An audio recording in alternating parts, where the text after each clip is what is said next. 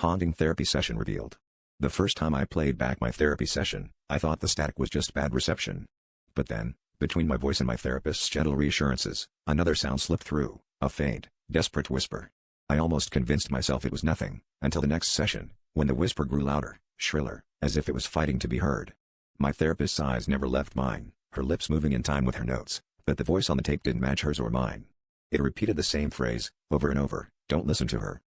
I started obsessively recording every appointment, desperate to prove to myself that the voice wasn't real, that it really was just in my head. But each night, when I sat in the safety of my car and pressed play, the third voice always returned, sometimes sobbing, sometimes hissing warnings, always panicked. My therapist told me this was just a new symptom, that my mind was creating layers to my illness. Still, something about the voice's terror began to infect me. I found myself dreading each session, feeling watched even when I was alone. One afternoon, after a particularly tense session, I decided to confront my therapist with the evidence. I played her the audio, letting the recording fill the air between us. Her face blanched, and for the first time, she looked genuinely afraid. "You shouldn't have brought that here," she whispered, her eyes flicking nervously to the corner of the room. "Some things are safer left unheard."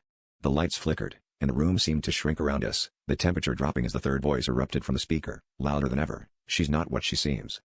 Now, I'm writing this from my locked bathroom, phone pressed to my ear, because every time I close my eyes, I hear that voice, not from a recording, but right behind me.